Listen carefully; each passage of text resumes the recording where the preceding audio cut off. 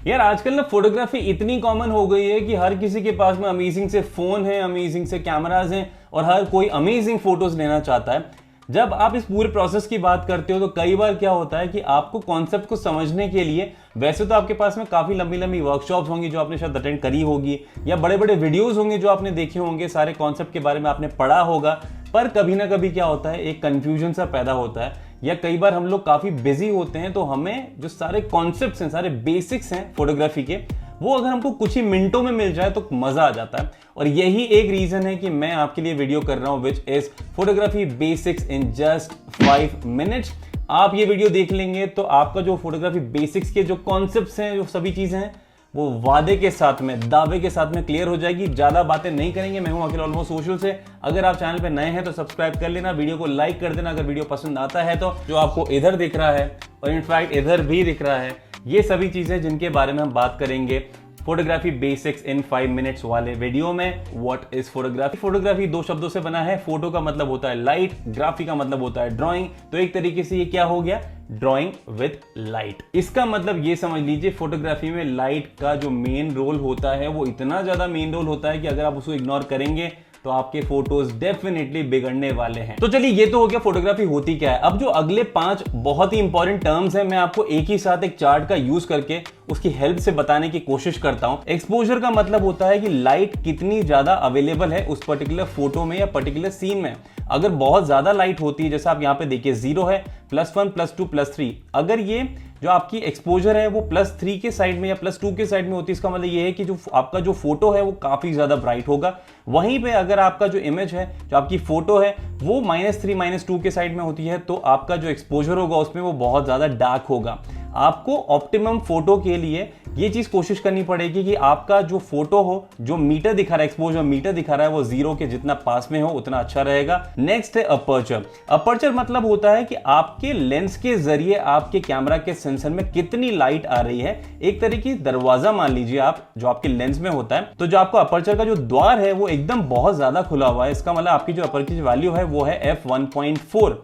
इसका मतलब यह है कि बहुत ज्यादा लाइट अंदर आने वाली है। दोस्त, अगर आपने f1.4 चूज किया तो आपने लो लाइट कंडीशन में f1.4 को यूज किया तो आपके लिए काफी अच्छा सिचुएशन रहेगा। पर वहीं अगर आपकी सिचुएशन एकदम सनी वेदर है, अगर आप f1.4 यूज करते हैं तो आपके फोटोज बहुत ज्यादा ब्राइट हो सकते हैं। वहीं पे इसी के साथ साथ जो आपकी जो ये लो अपर्चर वैल्यू होती है, जैसे कि f1.4, अगर आप ये यूज करते हैं तो आपके पास में फोटो में जो बैकग्राउंड ब्लर होता है वो बहुत ज्यादा होता है। f16 में आपके पास में जो बैकग्राउंड में ब्लर होता है वो बैकग्राउंड ब्लर नहीं होता, एक तरीके से काफी शार्प बैकग्राउंड होता है। शटर स्पीड, जो कि एक तरीके से एक मतलब ऐसा आप वो मान लीजिए, शटर एक ऐसा द्वार मान लीजिए जो आपके कैमरा में होता है, वो कितनी जल्दी बंद होता है, कितनी जल्दी ओपन करता है, उस बंद और ओपन के बीच में जो टाइम होता है वो होता है कैप्चर एक फोटो में। अगर वो दरवाजा बहुत जल्दी बंद होकर एकदम खुल जाता है तो इसका मतलब ये है कि उसके बीच में जो एक फोटो आएगा वो काफी क्विक फोटो आएगा। 1600 या 1/1000 या 1/4000 या 1/8000 काफी कैमराज में होता है। पर वहीं पे अगर आप एकदम स्लो शटर में धीरे धीरे दरवाजा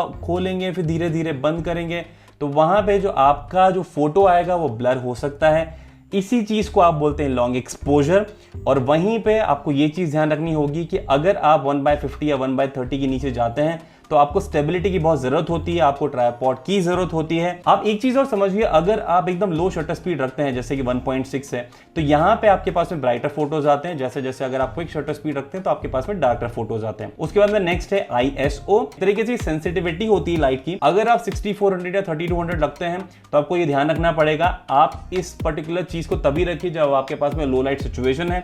पर अगर आप ये करते हैं, अगर आप बियॉन्ड एक ISO की लिमिट को क्रॉस करते हैं तो आपके पास में फोटो में नॉइस आती है। उसके बाद में नेक्स्ट कॉन्सेप्ट है व्हाइट बैलेंस का। तो एक तरीके से मान लीजिए कि आपके पास में एक स्केल होता है, तो सेंटर में होता है व्हाइट, एक साइड में होता है ब्लू और एक साइड में होता है येलो। अगर आपकी फोटो किसी भी स्केल मतलब अगर येलो की साइड में या ब्लू की साइड में होती है तो वहां पे आपका व्हाइट बैलेंस बिगड़ जाता है। आपको कोशिश करनी होती है आपका व्हाइट बैलेंस हमेशा व्हाइट के पास में ही रहे। तो आपका जो कैमरा है उसमें अगर आपको डिफरेंट सेटिंग्स मिलती है तो आपको दिखेगा auto, daylight, shade, cloudy, tungsten, fluorescent, flash. अब क्योंकि मैंने आपको इन सारे कॉन्सेप्ट्स के बारे में बताया, मैं आपको ये बता दूं, शटर स्पीड, अपर्चर और ISO एक तरीके से ये ट्राइंगल होता है, एक ट्रायो होता है फोटोग्राफी में, जिसका एक दूसरे में अगर चेंजेस अगर आप करते हैं तो दूसरे पे इंपैक्ट पड़ता है। आप ये सोच के देखिए, अगर आप कोई फोटो लेते हैं जो f1.4 पे लिया गया है, शटर स्पीड 1/2000 है, ISO 100 है, अगर अगर मैं यहीं पे अगर शटर स्पीड 1/2000 से 1/1000 करता हूं तो इसका मतलब ये है कि मेरे पास में ब्राइटर फोटो आएगा, क्योंकि मैंने अपनी शटर स्पीड को कम कर दिया। अगर मुझे उस ब्राइट फोटो को एकदम प्रॉपर्ली एक्सपोज करना है तो मुझे अपनी अपर्चर की वैल्यू तो थोड़ा सा बढ़ाना पड़ेगा।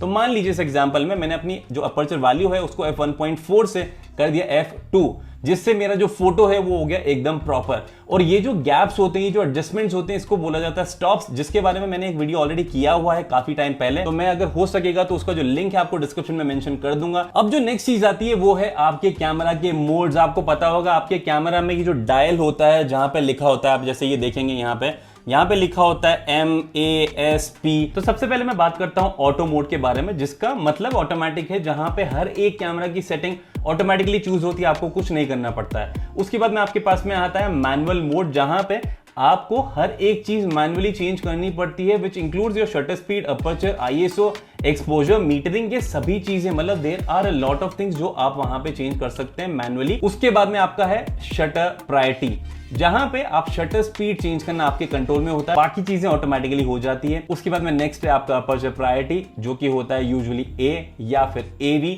यहां पे आपके पास में अपर्चर आपको चेंज करने को मिलता है, कंट्रोल मिलता है, और बाकी चीजें ऑटोमेटिकली चेंज होती है। उसके बाद में आपके पास में नेक्स्ट मोड होता है P, जो कि होता है प्रोग्राम मोड, जहां पे आपके पास में शटर स्पीड और अपर्चर को चेंज करने का कंट्रोल होता है, बाकी चीजें ऑटोमेटिकली होती है। नेक्स्ट है कंपोजिशन, की आपको जो आपका जो फोटो लेना होता है, किस तरीके से आप फ्रेम करते हैं, कैसे कंपोज करते हैं, कौन सी चीज कहां पे प्लेस करते हैं, किस हिसाब से आप फोटो को लेते हैं, वो होता है कंपोजिशन, जो कि one of the most important things है। जब आप बेसिक्स को समझ जाते हैं, जब आप एक्चुअली में फोटो लेते हैं, तो composition plays a very important role. Next important चीज होती है लेंसेज। अब यहाँ पे इतने तरीके के लेंसेज होते हैं, इतनी अमेजिंग फोकल लेंथ वाले होते हैं। फोकल लेंथ क्या होता है वो भी मैं आपको बताऊंगा। अब इस चीज को समझने के लिए भी हम एक चार्ट का एग्जांपल लेते हैं। तो जैसा आपको यहाँ पे दिख रहा है, ये चार्ट है हमारा choosing a lens focal length, जो मुझे मिला है olgaruk.com से, तो थैंक्स टू देम।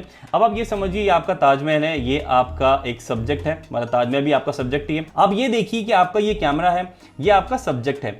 यहाँ से यहाँ तक आपके पास में एक डिस्टेंस है जो आप कैमरा के थ्रू कैप्चर करेंगे। अब आप ये समझने की कोशिश कीजिए कि ये जो है ये लेंस के टाइप है और ये है किस तरीके से कॉमन यूज है। अब मान लीजिए आपके पास में आपके कैमरा में होता है एक फिश आई लेंस, जो कि होता है बहुत ही ज्यादा वाइड। तो इस तरीके से ये चीज कहलाती है एक्सट्रीम वाइड एंगल, जो 180 डिग्रीज तक के एंगल को कैप्चर कर लेता है। डिपेंडिंग ऑन कि आपकी क्या रिक्वायरमेंट है, किस तरीके के फोटोज आप लेना चाहते हैं, उस तरीके के लेंसेज में आपको इन्वेस्ट करना होगा।